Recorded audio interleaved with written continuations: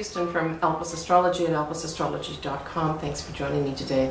So today I'm going to be talking about the second half of July 2018, focusing mainly on this dramatic upcoming total full moon eclipse at 4 degrees of Aquarius. Now, this eclipse is going to be one of the longest eclipses of this century, 1 hour and 43 minutes. And on the Pacific coast, it will occur at 1:19 p.m.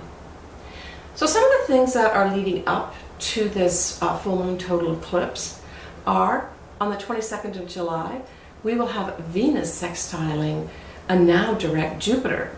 And then on the 25th, Venus will go ahead, Neptune, which is retrograde. So again, this is setting up that lovely energy that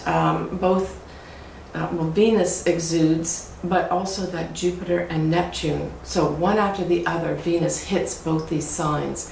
And sextiles are all about opportunities. So these are just opportunities to feel good. So really enjoy this energy. You may have people coming into your life just to do nice things for you. You in turn may be doing nice things for other people, but this sets up kind of a background of some feel-good energy. So look forward to that from the 22nd of July right through the 25th.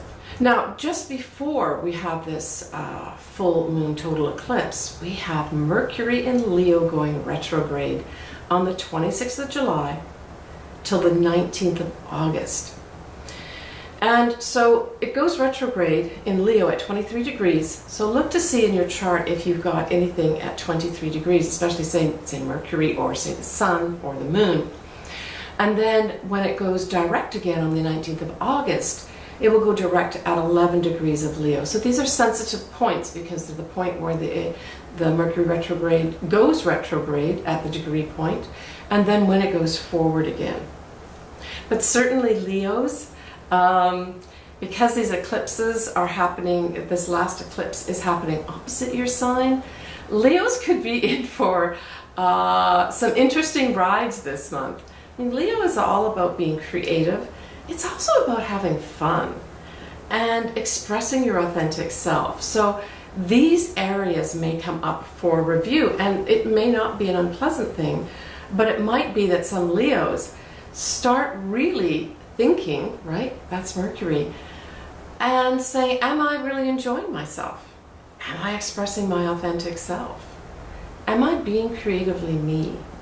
Now, this is the last eclipse of the series of eclipses, for right now anyway, that have been happening in both Aquarius and Leo. It's the last one that is happening in Aquarius. We still have one more. Actually, we have two more to happen in Leo. One in August, which I'll cover in August, and then one final one in January 2019. Now we have Mars retrograde that will conjunct the south nodes of the moon, which are also in Aquarius. And then it will obviously oppose the Sun in Leo as well as the north nodes in Leo. Remember, at a full moon like this, you've got the Sun in the opposite side of the moon. Well, we know that the moon is in Aquarius, so the Sun has to be in Leo. So whatever is in Leo will be opposite that moon. And so the Sun will be opposite the moon as well as opposite the south nodes. So the nodes are destiny points, and for the collective certainly, and again, if this is in your chart, like say you've got your north nodes in either Aquarius or Leo, this particular eclipse is extremely important for you. And why it's important is that it will ask of you to release things, at the same time asking you to get on your authentic path. All right, so Leo is all about being authentic and enjoy yourself while you're doing it. Or ask yourself, the path I'm on right now, am I enjoying myself? Am I having some fun somewhere?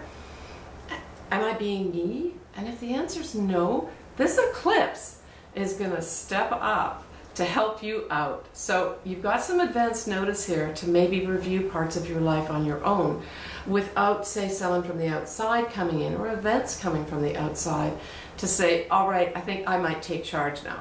That's kind of like destiny. When I looked at this eclipse, I thought this is like destiny stepping in and taking control. But it doesn't mean it's a bad thing. and it doesn't mean that things will be out of control. But certainly for Aquarius and Leo, there may be some roller coaster rides and events that happen. And I would say just, you know, sit firmly in your seat and know that this will end. And just look at it as, wow, this is a time right now that I can't believe what's happening in my life. You may have all sorts of things come your way. If you've been doing your due diligence of trying to get yourself where you want to be and working hard at it, don't forget that we have Saturn in Capricorn and Pluto in Capricorn, all about transformation and you know, living up to your obligations. Even though this is a full moon, there could be some awesome stuff happen where I'm just thinking of breaking free of stuff that maybe you just have not, burdens that you've been carrying that you've just not been able to let go of. Poof, you know, something happens that clears a road for you and allows you to go forward. Now certainly for this, any kind of eclipse, you really, to feel the real effects from an eclipse, you have to have a significant point. Now what are those significant points? We're talking about the sun. So the sun has to be either at 4 degrees in Leo or Aquarius, especially Aquarius. And then we've also got squares too that are happening, and I'll cover that in a minute. But you know, getting back to this whole releasing and suddenly having things happen, a positive thing that we have happening at this time with Uranus, you know, newly in Taurus, is that we're going to have trine with, you know, live up to your responsibilities, you know, make sure that you take things seriously, Saturn in Capricorn, but it's a trine. So a trine is, you know, favorable energy. So you may get some things coming your way where you will not feel that these are obligations that are coming your way or burdens, but that Uranus and Taurus grounds them. So what you're doing, what you're committing to and agreeing to or getting serious about actually makes sense. It's grounded energy.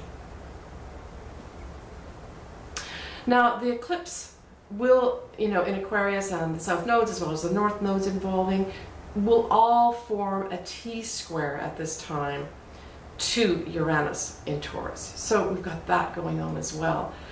I would just say that, you know, have a lot of patience if you can. You may find that if you're fairly balanced and even-minded, you may find a lot of circumstances around you.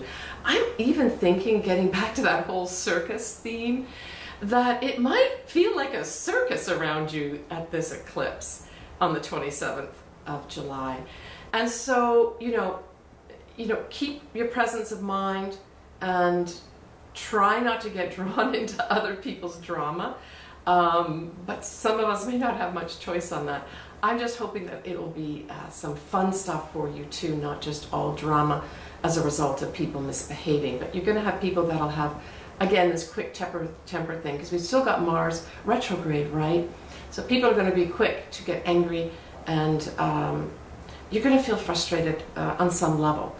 But know that this whole circus is going to move out of town, and it's going to leave you in a much more grounded place of where you're going to feel much better. Remember, we've got Jupiter now going forward in Scorpio, so all those deep feelings, maybe even depression that we've had, feeling that we're not getting anywhere, feeling irritated as well, and looking at things maybe more negatively. With Jupiter going forward now in Scorpio, we're actually going to be embracing our feelings and actually feeling a lot better. And then of course we've got the Jupiter-Neptune trine that continues, and that's a positive thing. That's giving us spirituality. It's also giving us potentially some spiritual insights that are associated with a psychic type energy where your intuition is operating at high levels. So the most affected signs that will be having this eclipse affect them, just generally speaking now, you've really got to have something at 4 degrees in these signs, and that would be your ascendant, your sun, possibly your moon, or a big cluster of planets at 4 degrees, okay? And that's 4 degrees of Aquarius. Aquarius, this is in order of kind of magnitude. So Aquarius is first because this is an Aquarius, a full moon eclipse. followed by the opposite sign, which is Leo. And then we've got squares happening with Taurus. And then the final sign is Scorpio. Scorpio may be more favored at this eclipse because, as I mentioned earlier, we have Jupiter now direct in Scorpio. So, you know, those ruffled feathers may be smoothed out a little bit more with the Scorpios. But they're all up for some kind of change. Now, I'm going to start including astronomy because I've always thought I love astrology, but I also have a passion for astronomy. And so I'm going to start including on a regular basis in both my posts and my videos some astronomy. So you can go outside with your kids or have maybe a romantic moment. On the 27th of July, when we've got this full moon eclipse happening, around 9:30 p.m. and after Pacific time, look up to the southeastern sky. So it's going to be fairly easy. In the southeastern sky, you're going to see the full moon. And you will see sort of a shining, what looks like a star, around the 5 p.m. position. Well, this is Mars retrograde. And the other thing happening is there's a Delta Aquarid meteor shower happening on both the 27th and 28th of July. And you'll have about 30 meteors an hour coming from this constellation of Aquarius. So I feel like it's almost showering. The heavens are showering us with almost like fairy dust. Now, the end of July, we have another configuration happening. And so we end the month of July, and it actually goes into August too, of Saturn trining Uranus. Well, this is a positive thing. Again, trines are favorable energy. So we're looking at obligations, taking things seriously, and growing up. Even time is going to be trining this Uranus, which is all about unexpected events. So it could be that we take on things that actually are no longer burdens, that they actually feel good. I mean, a typical example would be, say, a Uranus Saturn trine would be you get married to the love of your life. And I actually have a friend getting married just before this eclipse, in between closer to the new moon, and I think that marriage is going to be blessed for sure. Thanks very much for joining me. Leave comments. If you've got any questions, I'd be happy to answer them. If you want your chart done, I would be delighted to do that. My website is always found in my notes, and if you do want to read more, I do put notes below the video. Thanks again, guys. Have a great rest of July, and I will see you in August for the August new moon eclipse in Leo.